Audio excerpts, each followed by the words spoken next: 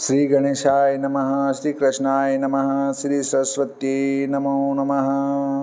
देखिए, आज आपको श्रीमद्भागवत महापुराण के 9वें स्कंद का प्रथम अध्याय श्रवण कराता हूँ। आप प्रेम से मन लगाकर श्रवण कीजिए। जय वृंदावन चंद, जय मुकुंद गोविंद हरि, जय प्रभु आनंद कंद, जय जगवंदन दुष्ट न दलन, जय त्रिभुवन आधार, जय जय जीवन जगतपति मम और करहूँ विहार, कर मुरली शिर मुकुटधर। हे वृंदावन चंद, यह वर दीजिए दया कर, श्री व्रज को आनंद नित्य प्रति निरखत रहो। शीश मुकुट और माल संग राधा बाधा हरण, ही छवि सो नंदलाल, बसहूँ सदा मेरे ये श्री यमुना के तीर। गाय चरावत सकन संग, ता छवि सो यदुवीर, वास करहूँ मेरे हृदय अहो मदन गोपाल। रास रसिक राधा रमण, हरहूँ जगत जंजाल, करहूँ दया जन जान कर। कर त्रिशूल शशि भाल, शीश गंग मन्मथ दल दहन, गल में गरल कराल, आठ पर जलकत रहत। स्कंद नव में वंश द्वे, सूर्य सोम विस्तारी, 13-11 सो बने क्रम अध्याय विचारी। तहाँ प्रथम अध्याय में विवस्वत सुतवंश, मध्य बन्यो सुद्यम्न के स्त्रीत्व जासु विदुवंश। श्री सुखदेव जी से राजा परीक्षित बोले कि ये भगवान, सब मनवंतरों का वृत्तांत और मनवंतरों में अनंत वीरवान भगवान हरि ने जो वीर प्रकट किया वह संपूर्ण आपके अनुग्रह से मैंने सुना। हे योगिन, अतीत कल्प के अंत में द्रविड़ाधिपति सत्यव्रत नामक राजर्षि ने भगवान की सेवा करके जो ज्ञान प्राप्त किया और वह वेवस्वत के पुत्र मनु हुए थे, इसको भी मैंने सुना। और उन वेवस्वत मनु के पुत्र जो इक्ष्वाकु आदि राजा हुए, उनका वृतांत भी आप कह ही चुके हैं।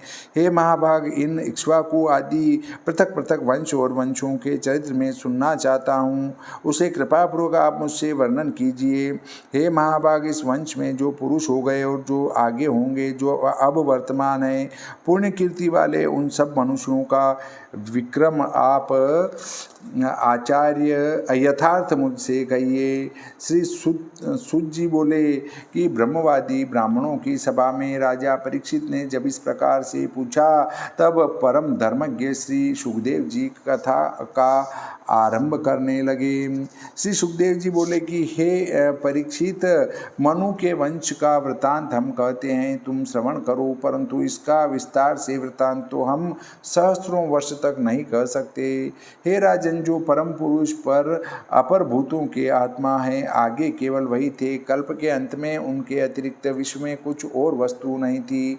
उन परम पुरुष की नाभि से एक स्वर्णमय कमल उत्पन्न हुआ। हे महाराज, उस कमल से चतुर्मुख ब्रह्मा जी का जन्म हुआ। इन ब्रह्मा जी के मन से मरीच जन्मे, उनके पुत्र कश्यप जी हुए।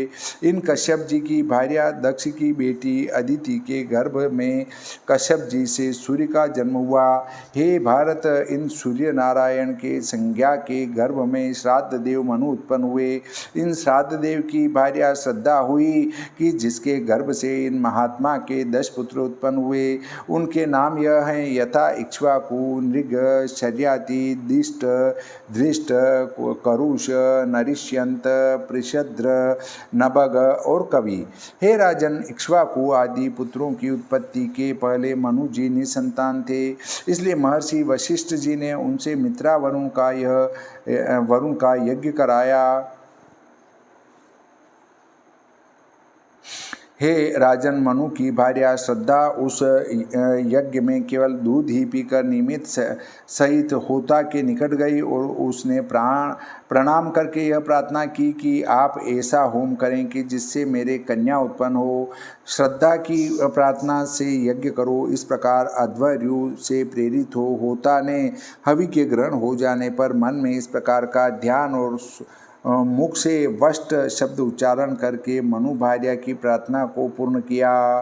हे राजन, जब होता ने इस प्रकार से आचरण किया तब मनु के इला नाम एक कन्या उत्पन्न हुई। पुत्र की चाहना होने के कारण पुत्री के होने से मनु को संतोष नहीं हुआ, इसलिए असंतुष्ट हो वशिष्ठ जी से बोले कि हे भगवान, आप ब्रह्मवादी हैं, आप लोगों का यह विपरीत कर्म कैसे हुआ? हाँ, कैसा कष्ट है। इस प्रकार से मंत्र का उल्टा होना उचित नहीं है। आप लोग ब्रह्मज्ञ और योगी हैं, तप की अग्नि में से आपके अनंत पाप भस्म हो गए हैं। देवता लोगों में अनृत झूठ के समान आप सब लोगों में इस प्रकार संकल्प की विषमता कैसे हुई? हे राजन, मनु के यह वचन सुन महर्षि वशिष्ठ जी होता के व्यभिचार को समझ गए और मनु से बोले कि हे वत्स, यद्यपि तुम्हारे होता ने अन्य आचरण किया है तो भी हम तुमको सुंदर पुत्र ही देंगे। हे राजन, वशिष्ठ जी इस प्रकार से कह मनु की कन्या इला को पुत्र बनाने की कामना से भगवान आदि पुरुष की स्तुति करने लगे। वशिष्ठ जी की स्तुति से भगवान शीघ्र ही प्रसन्न हो गए और संतुष्ट हो वशिष्ठ जी को मनमाना वरदान दिया। उस वरदान के प्रभाव से मनु की कन्या इला सुद्युम्न नामक श्रेष्ठ पुत्र हो गई। देखिए, आजकल लिंग परिवर्तन करवाते हैं, अर्थात स्त्री पुरुष बन सकती है, पुरुष स्त्री बन सकता है, ऐसा इलाज चल रहा है।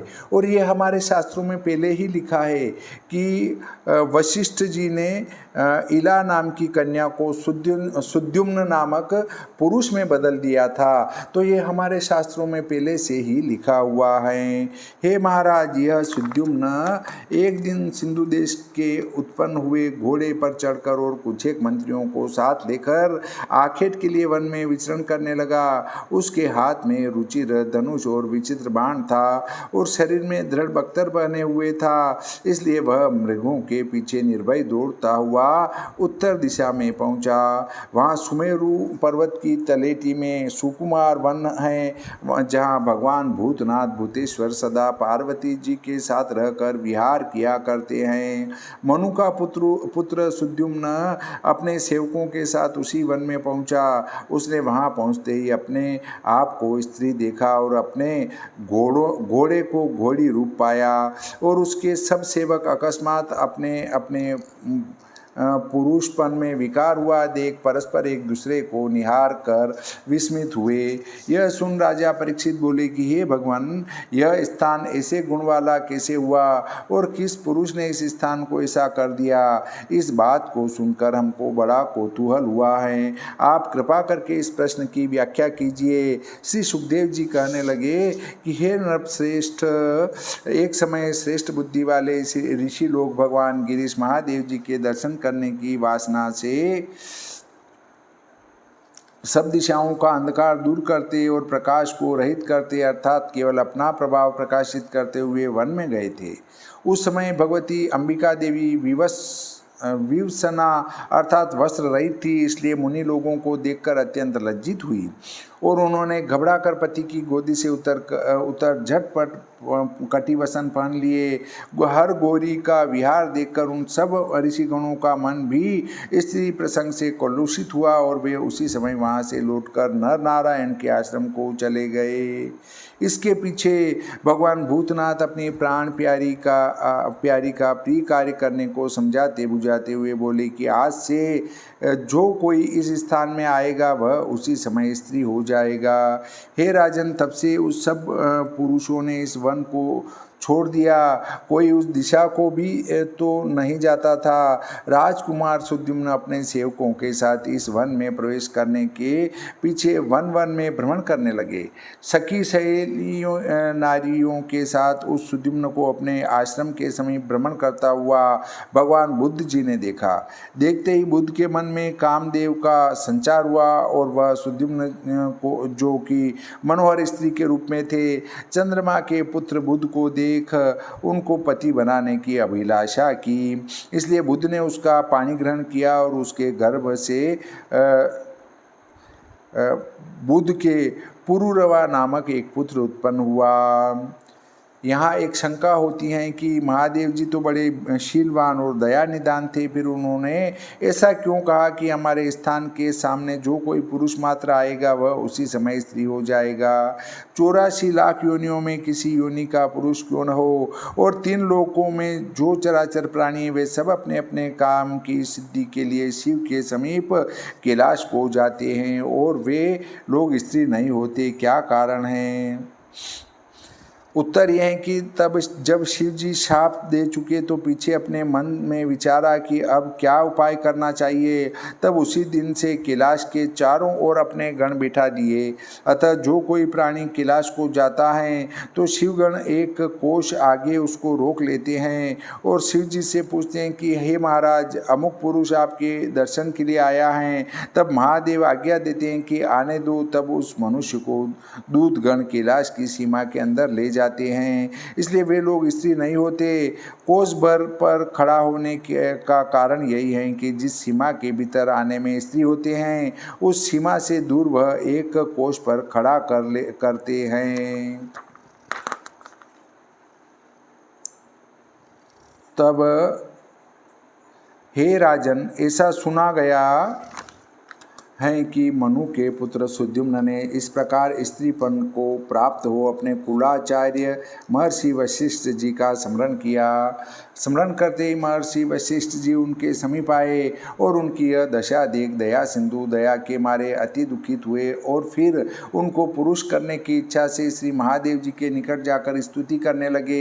हे राजन, वशिष्ठ जी की स्तुति से भगवान उनके प्रिय कार्य को और अपने वचन को सत्य करने के लिए यह बोले कि तुम्हारे गोत्र में उत्पन्न हुआ सुद्युम्न 1 मास पुरुष और 1 मास स्त्री रहेगा। इस व्यवस्था से यह सुद्युम्न पृथ्वी का पालन करेगा। हे राजन, इस प्रकार से कुलाचार्य वशिष्ठ जी की कृपा से यद्यपि सुद्युम्न पुरुषत्व पाकर व्यवस्था पूर्वक पृथ्वी का पालन करता था, परंतु महीने के महीने स्त्री हो जाने से छिपकर सभा में नहीं आता था, इसलिए प्रजा उससे असंतुष्ट थी। इस राजा सुद्युम्न के 3 पुत्र थे, उत्कल, गय और विमल। ये तीनों धर्मपरायण थे और दक्षिण देश का राज्य करते थे। प्रतिष्ठानपुरी का जो अब प्रयाग में गंगा जी के पास झूसी नाम से प्रसिद्ध है, प्रति सुद्युम्न प्राप्त हुई। वृद्धावस्था को देख अपने पुत्र पुरुरवा के हाथ में राज्य का भार सौंप वन को चला गया। श्रीमद्भागवते महापुराणे नवम स्कंदे भाषाटिकायाम इलोपाख्याने प्रथमोऽध्यायः। श्री सरस्वती मैया की जय, श्री गणपति जी महाराज की जय, श्री रामचंद्र भगवान की जय, श्री कृष्णचंद्र भगवान की जय, बजरंग बली की जय।